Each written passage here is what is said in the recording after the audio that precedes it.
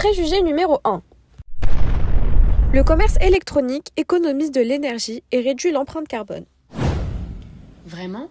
L'idée que le commerce en ligne est forcément plus écologique que les magasins physiques est-elle vraiment fondée ?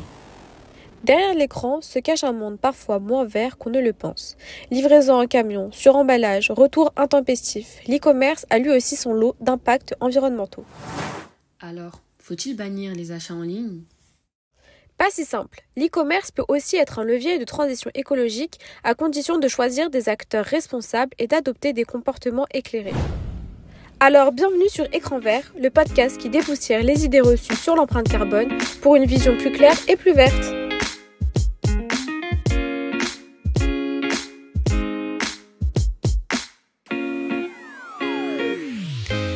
Aujourd'hui, on va s'attaquer à une idée reçue tenace, celle qui voudrait que le e-commerce soit forcément plus écologique que les magasins physiques.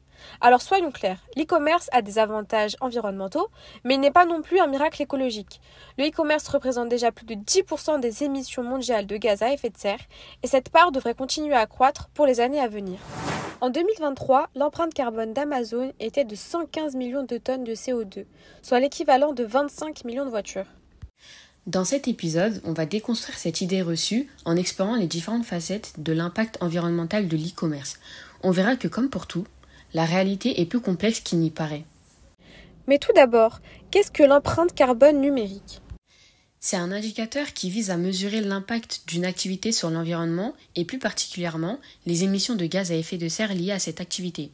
Elle peut s'appliquer à une personne selon son mode de vie, à des ménages, à une entreprise selon ses activités, à un territoire ou encore à des produits.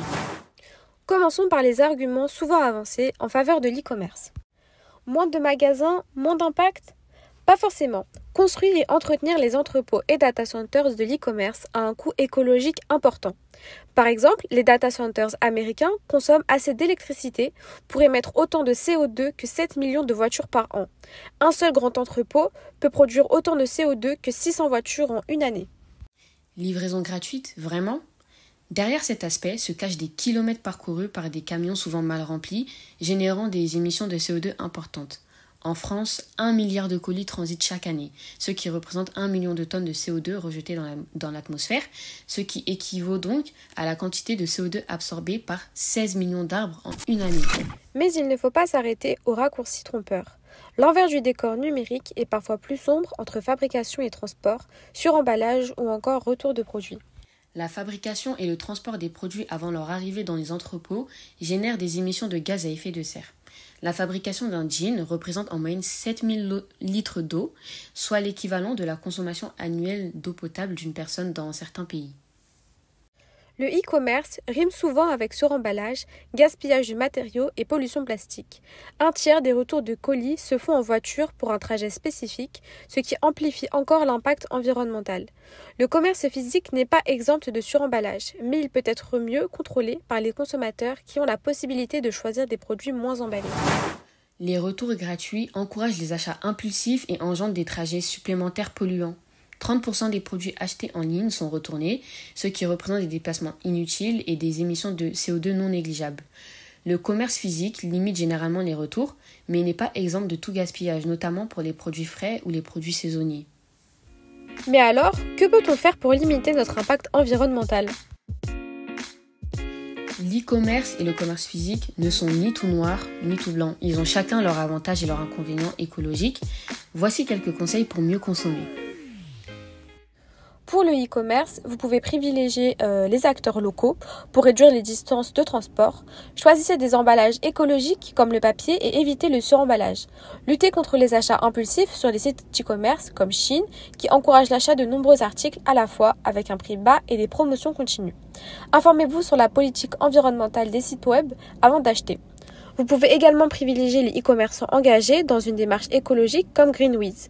Et surtout, laissez des avis, boycotter les pratiques abusives et relayer les initiatives positives autour de vous. Pour le commerce physique, privilégiez les produits locaux et de saison pour réduire les transports. Déplacez-vous à pied, à vélo ou en transport en commun pour limiter les émissions de CO2. Achetez en vrac et limitez les emballages jetables. Réparez plutôt que jeter. Et favoriser les magasins engagés dans une démarche durable comme Veja ou encore We Dress Fair par exemple. Mais avant de terminer, souvenez-vous, le e-commerce et le commerce physique ne sont pas en guerre. Ce sont deux façons de consommer qui, utilisées intelligemment, peuvent coexister harmonieusement. En faisant des choix éclairés et en soutenant les initiatives responsables, nous pouvons tous contribuer à une consommation plus durable, que ce soit en ligne ou en magasin. Alors que vous soyez un adepte du shopping en ligne ou un fan des magasins physiques, l'important est de faire des choix qui respectent notre planète. Soutenons les entreprises qui s'engagent pour l'environnement et réfléchissons à notre impact à chaque achat. Ensemble, on peut faire une grande différence. Et si vous avez des questions, n'hésitez pas à nous laisser un commentaire ci-dessous. Et n'oubliez pas, chaque clic compte. Merci d'avoir écouté cet épisode. On se retrouve sur notre sondage YouTube pour choisir le sujet de notre prochain thème.